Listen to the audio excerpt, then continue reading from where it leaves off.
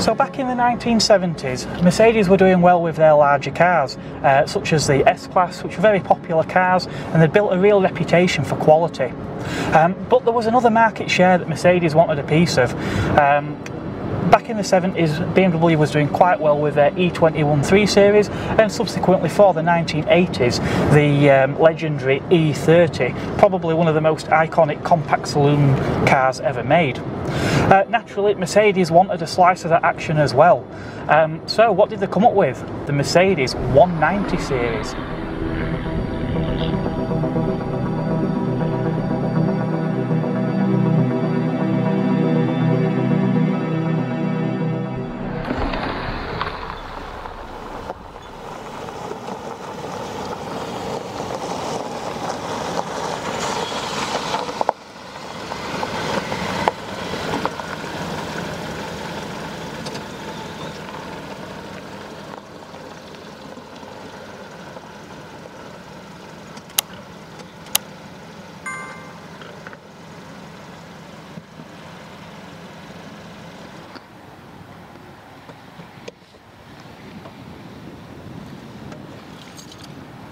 So these days it's nothing unusual for a premium car manufacturer to move into more mainstream smaller models. Obviously back in the 80s and 90s Rover did it with the R8, 200 and 400 models, and before that with the SD3. Today we've got cars like the Audi A3, BMW 1 Series and even Mercedes' very own A-Class, where you basically got a smaller car but with the all the sort of premium panache of the that comes with the brand in a smaller, more affordable package. So Mercedes were hoping to retain an existing client base with this car, but also attract some new clients as well. So who was this car really aimed at? Well, part of that demographic would have perhaps been your traditional Mercedes buyer who was already buying larger Mercedes models. Perhaps they'd had company cars, maybe they was retiring, maybe they just wanted to downsize but still wanted to have a Mercedes. But the other market that these cars were aimed at was obviously an aspiring young professional, an area obviously BMW was already doing quite well in. And obviously as part of that, that new demographic as well, fleet sales. So obviously fleet customers, if you could get them into a Mercedes and out of your higher end sort of Vauxhall and Ford models, perhaps previously a Mercedes would have just been out of reach, but now you finally had a car that would appeal to a broader market. So the new baby Benz broke cover late in 1982 when we saw them here in the UK early the following year. Now the car actually continued in production until 1993, and this particular example that we have here is the facelift, which came post 1988. So we've got things like these lovely side mouldings which I think really do sort of make the car look even more elegant. But yeah, styling wise, I always think of these cars as being a late 80s design anyway. I think if you compare it to other vehicles from the early 1980s, I always think these look far more modern. Of course there are some features that do hark back to early 80s designs, like these rib tail lights. Obviously things like the Mark II Ford Granada, for example, Rover SD1. Cars which were sort of conceived in the 70s had this design. Now the idea was that this rib design helped keep the tail lights clean. In practice I don't think that actually really made any difference, but they do look very cool and do give the car a very sort of 1980s style to it, which I like very, very much. The baby Benz was conceived in a time under Bruno Sacco, who a name you may have heard in conjunction with a lot of other iconic designs of the era. But we've already established that this is quite a handsome car and a design that has definitely stood the test of time. But the design, it wasn't just down to aesthetics, and it was no accident that the car looks the way it does. Aerodynamics was very much the order of the day at the time. Things like the Audi 100 and later the Renault 21 all posed more of a focus on aerodynamics. But Mercedes retained some of their traditional styling with this grille and the three-pointed star, but in many other ways the car had evolved with these deformable bumpers, wraparound indicator lenses, even things like this bonnet which partially obscures the bottom of this single central mounted wiper. Everything was done for aerodynamics to get that low drag coefficient, and that was very important because especially with fleet buyers, fuel efficiency is always going to be one of those issues that's going to pop up when you compared to other vehicles.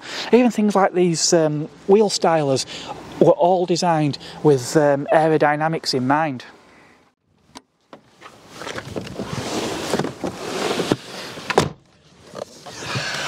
So, as you might expect, Mercedes do have a tendency to like to do things properly, or they certainly did in this era. The cabin is quite logically laid out, driving position's quite nice. You do sit quite low down, but again, I do quite like that in a car. Now the seats in here, again, German cars were known generally for the seats being sort of quite firm, but after sort of 3 decades, I think they're just about broken in, and this cloth fabric here does seem to have worn extremely well. This car has a centre armrest as well, which was an option of about £100 and odd, I think, from memory, but the owner of this car tells me is very much a welcome addition. Got pedal placement's nice. Obviously this car's an automatic, so we've only got 2 pedals. The accelerator pedal is actually floor hinged as well on this car.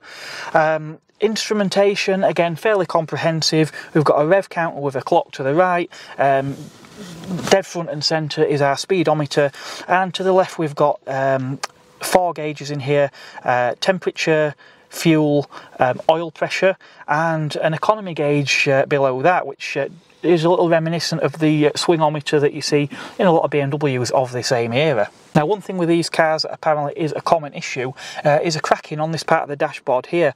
This one does have a small crack, but some of them I think it can spray out from the other corner of this switch here as well. Incidentally, this switch is quite a novel little feature. It's to control a interior light in the back. Now, many of these cars were used, and to this day are still used in some countries, as taxis, so perhaps that was a reason for that, I don't know. Below there we've obviously got controls for our lighting, including a parking light as well, which is an interesting feature, and a headlight adjuster, which was only just sort of becoming common on cars into the 1990s. Ignition barrel on the opposite side of the column here, which is a little unusual, a little bit different, but I'm sure it's something that you would get used to. We've got a lockable glove box over on the near side as well, with a couple of indentations as cup holders, though I would imagine they're more for when you're parked up, as opposed to a cup holder you would use for driving. Inside the glove box is flock lined as well, so just so you don't get the noise of things rattling about inside there. So as I mentioned previously, this car is an automatic. Now we have actually got a mode switch here as well, with S, which I believe is for standard. Some people say it could be for sport, or there is also an E for economy. Around there we've got the wood trim on this particular vehicle with electric window switches, and we've also got an electric mirror switch. Now, a bit of German austerity, even in premium cars back in the day. A lot of things were optional extras, and on this particular car I note we have an electric passenger side door mirror, but the one on the driver's side is actually a manual internally adjustable. Now, I can partially understand the reason why they did that, because it's quite easily to adjust your driver's side mirror because it's within reach. Your passenger side one, though, on the other hand, well, that will be a bit of a stretch, so that's where the convenience of electric comes in, and I suppose it saves on weight and the cost of adding an additional electric motor. While we was on the subject of mirrors as well, one thing to note on the 190, one of the little quirks, is that the mirrors are a different size, the one on the driver's side being longer than the one on the passenger side. Now that could be something interesting of note if you're replacing mirrors on a 190, obviously, because that may differ between left and right hand drive market models. Again, with the optional features on these cars, this particular vehicle has now had a replacement head unit. It's a modern Bluetooth head unit, but it does look very in keeping with the era of the vehicle. We've not got too many flashing lights and things on there, for example. Now, the original head unit on this car was quite an expensive option, about a £700 option. Mercedes didn't actually fit radios as standard on the cars, and this particular one had a Becker Europa radio cassette head unit, which was quite a nice head unit. Now, I'd actually quite like to see a Blaupunkt Brennan head unit in this car. It's basically a reproduction of a 1980s head unit, but the cassette slot actually has SD card slots, USB and the such like, hidden behind a little flap, so it looks like the original cassette head unit. I think that would really suit a car like this of this era, but they are very, very expensive. I think they're over £500. Another option that would have been available but is not on this car was air conditioning, because Mercedes wanted £2,000 for air conditioning on your 190 back when this car was built in 1990. One thing you do get on this car though, which was very unusual for the time, is a sort of dual zone climate in a sense. So what you've got here is you've got a temperature control for the passenger and one for the driver. Everything else pretty much as standard as you would expect to see at the time. One thing this car does have though, fortunately, is an electric tilt and slide sunroof, which is probably quite a welcome addition if you haven't got the air conditioning. Now this obviously being Mercedes' more compact car, you would expect it's probably not going to be the most spacious, but that said, space is adequate. There's plenty of room underneath the seat to get your feet, and I've actually got quite a bit of knee room here as well. Obviously the front seat could be adjusted further forward or back, but yeah, I'm quite comfortable at that. Headroom again, even though you've got this C-pillar here when you sit back properly, there's plenty of headroom. I'm about 5'9", and I've probably got maybe an inch or so between the top of my head and the headliner. We've also got electric windows back here, which is a nice touch. This car also has a centre armrest in the back as well. Now again, we mentioned about the Germans liking to do things properly. Now I know in certain European countries as well, there are things that are mandatory, such as carrying first aid kits, perhaps fire extinguishers and the such like. So this car is equipped for that. We've got a little flap up here on this shelf, and inside here we've still actually got the original sealed first aid kit for the car as well, which is a nice little feature there. I do like how we've got it up on that shelf as well, because it's sort of tucked out with the way and not rolling around in the back of the car. And in keeping with that sensible, practical theme, we've got our warning triangle in here as well, which is nice to see that that's still there.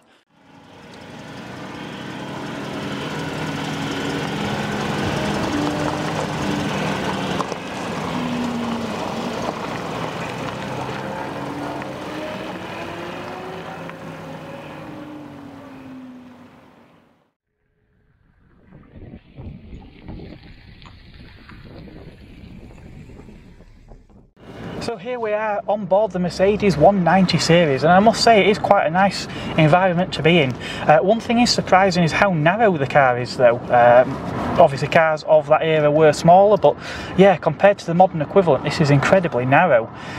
It's nice looking ahead down that bonnet though. You can see that three-pointed star. It's almost like you're looking through a set of crosshairs, which is quite an interesting feature. Sadly, a feature I don't think they have on Mercedes anymore, whether that's down to a change in styles or whether it's just more down to pedestrian safety. Although I'm sure if they really wanted, they could come up with one that's deformable or disappears into the bonnet, much like the hood ornament on a Rolls-Royce. Now, because this 190, known internally as the W201, is a car conceived in the 70s and built for the 80s, visibility is excellent in here. As you can see, we've got these tall side windows, same with the windscreen and the rear glass as well. It's a really sort of big square aperture, you can see lots in there. Mirrors, again, mirrors are small on older cars, so again it's a little bit different. Visibility it's not brilliant, but it's okay. The driver's mirror is sort of wider than on the passenger side, and it's got a lovely tint to it as well, but the mirror's not particularly tall. The one on the passenger side, however, is the complete opposite. It's very sort of square, but again it's adequate, it gives suitable visibility. And again, you've got to remember, this is a period of time where some cars didn't even come with a near side door mirror. Now, being an automatic, it's a two-pedal car, so general operation of this car is quite straightforward. One thing that does, however, take a little bit more getting used to is the fact that the majority of your controls are on a single stalk to the right-hand side of the steering wheel. So that's your indicators are all on the right, but also your lights and wipers. Now, I'm not completely alien to this, having driven Mercedes trucks where they have everything on one stalk, but usually it is on the opposite side.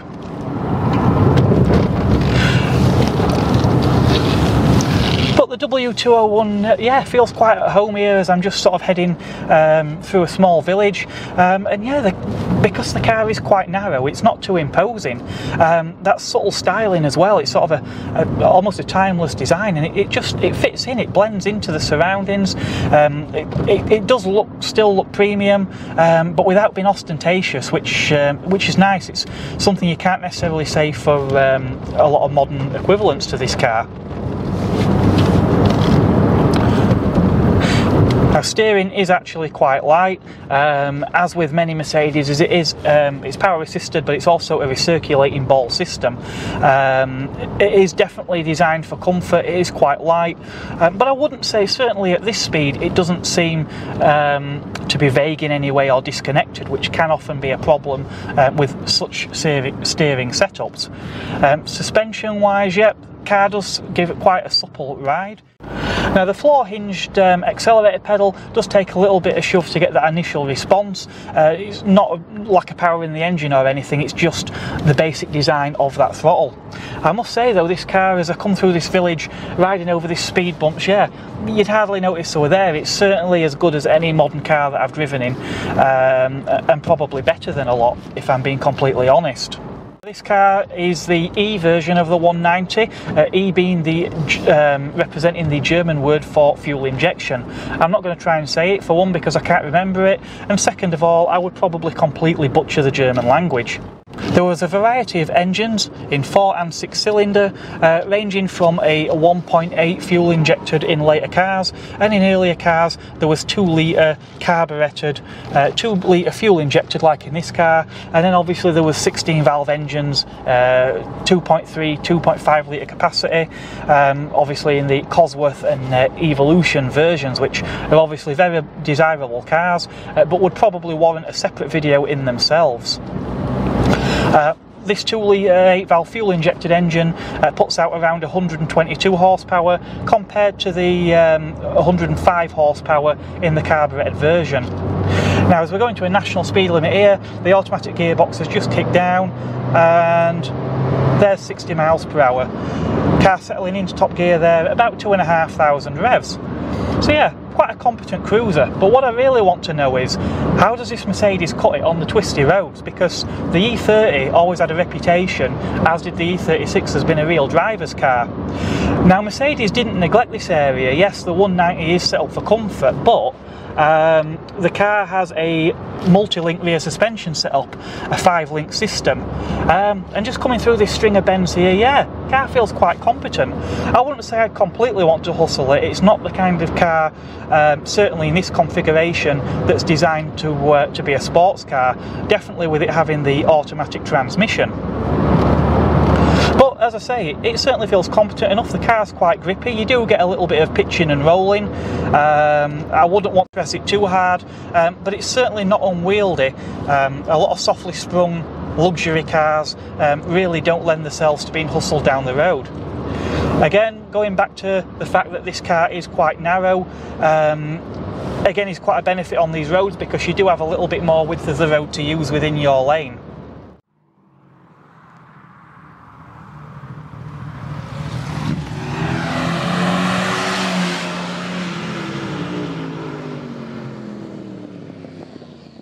The 190s also came with all-round disc brakes fitted as well.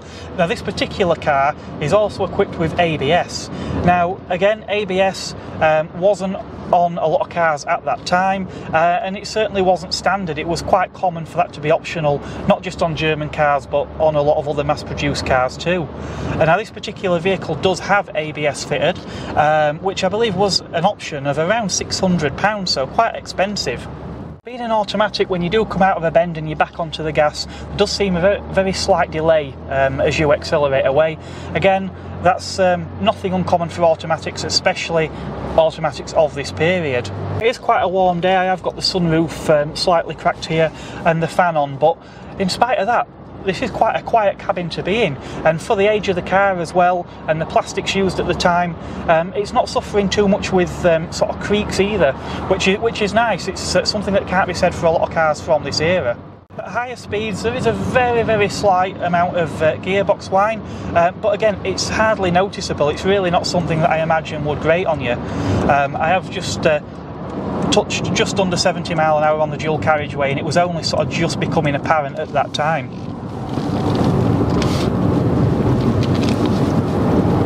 But yeah, for the recirculating ball steering really does have quite a positive turning, which I'm quite pleasantly surprised around.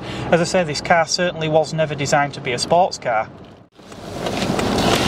Again, pulling out a junction, the visibility is excellent in this car, a real bonus point to this.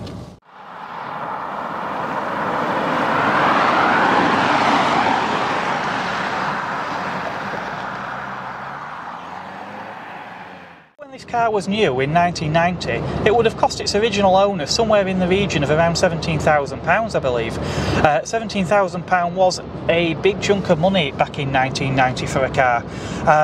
And for that £17,000 you didn't even get a radio. As I say, that was an option, and in the case of the one that was fitted in this vehicle, quite an expensive one at £700. The 190 was always said to be a very over-engineered car, and I'd say that's a statement that stands. This one certainly still feels rock solid after all these years. It's quite impressive. But all that over-engineering came at a cost. This car actually ended up being considerably more expensive than the BMW E33 series, which was its key rival. It was certainly a lot more expensive than offering some other manufacturers. You could have probably had a top-end Vauxhall Cavalier, for example, or an equivalent model from Ford, or you may have even been able to get a reasonably well-specced car from the segment above, such as the Ford Granada or the Vauxhall Carlton. Those cars probably would have had more standard equipment as well, but as I say, you wouldn't have got that feeling of quality and prestige that you get with this Mercedes, and you just wouldn't have got this impeccable build quality. Mercedes aficionados would probably argue for quite some time over which was the last of the great Mercedes models. Some people would say that that was the Mercedes 123. Some people would argue it would be this W201, and some people would say this car's replacement, the W203, which was the first of the C-Class generations. Something I would quickly mention of note, just for anyone who doesn't know the Mercedes badging system, this car has a letter E on the back of it, as I mentioned earlier, E meaning fuel injected, but that's not to be confused with the present day classification, where the letter E would symbolise the E-Class car, which is actually the segment above this one and a competitor to BMW's 5 Series. The actual true successor to this car is the C-Class model. So quickly to sum up then on the Mercedes 190e. So a few likes and dislikes. Well, dislikes about this car, really not a lot at all. I mean, it's a charming thing even after all these years. It does still feel like a premium quality product. If there is anything I dislike, yeah, the only real little niggle, and this is really a tiny niggle, is that slight delay on the throttle. As I say, that could be partially due to the fact that it's an automatic. It's probably not uncommon with cars like this, with automatic gearboxes, certainly from this period. Things I like about this car, well, again, this impeccable build quality. I mean, yeah, there are some hard plastics, but again, that is not uncommon for cars of this era, but the vast majority feel of good quality. I know there is this crack in the dash, which is common on Mercedes near this air vent, but other than that, everything does feel quite solid, which is quite impressive. Ride and handling, well, again, that is an area where I would say this car scores quite well. I mean, the only other Mercedes I have driven was the R170 SLK in a previous video, which you may wish to check out later on. I'll leave a link at the end of this video to that one. That car even though it was a two-seat convertible, definitely felt like a cruiser more than an all-out sports car. This four-door saloon though, yeah, I'd say the body does feel quite rigid. You can definitely feel the benefit of that over-engineering, and with that multi-link rear suspension setup as well, yeah, the car actually does handle quite well. It would be interesting to see how one of the Cosworth versions do drive by comparison to this, but yeah, this does strike a very good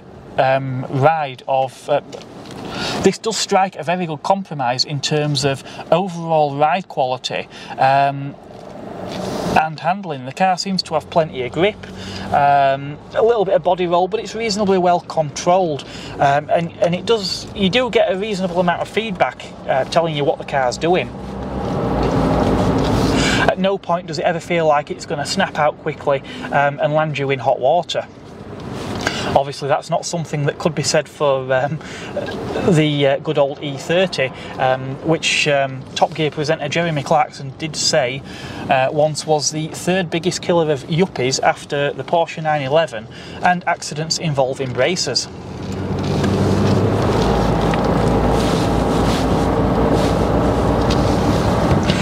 The car was very expensive in its day, but yeah, I think it was probably worth the premium in all honesty.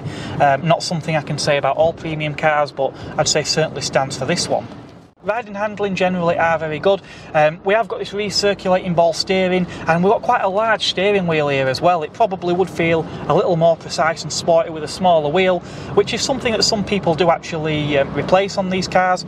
I don't think it's too big an issue, and I do like the one on here, certainly from an originality standpoint as well. Now I would like to say thank you to Simon of Lot 76 Cars, who has loaned me this vehicle to review today. Obviously you can see a lot more videos on this vehicle on his channel. It's actually a car, like many, he bought during lockdown as a bit of a lockdown project. Now Simon took a huge leap of faith with this car and bought it at an auction blind, but he actually did strike quite lucky with this one. The car did come with a lot of history, including things like the original bill of sale as well, which is always nice to have. So yeah, by all means do check out Simon's channel if you want to see more on this Mercedes. Also, Simon is actually out in my Megane Coupe today as well, so you may wish to head over there and get Simon's take on that vehicle. I'd also like to say a quick thank you to the motorist in Sherburn and Elmet who have allowed us to use their site as a base for filming today. I will probably be hanging around a little bit later on, having something to eat in the Arnage restaurant, and then hanging around for Wings and Wheels. If you haven't ever visited the motorist, it's definitely a venue worth visiting. They get a huge turnout of cars, lots of events on. I will leave a link in the video description to their website. In the meantime, please, if you've enjoyed the video, give it a big thumbs up. Drop me something in the comments. I do love reading your comments, and I try to respond to as many as possible. Maybe you've owned a Mercedes 190 or something similar yourself. If you haven't already done so, please hit the subscribe button and the bell notification so that you're alerted every time one of my videos goes live. Thank you for watching today, and I will catch you on the next one. Until next time, it is goodbye from me.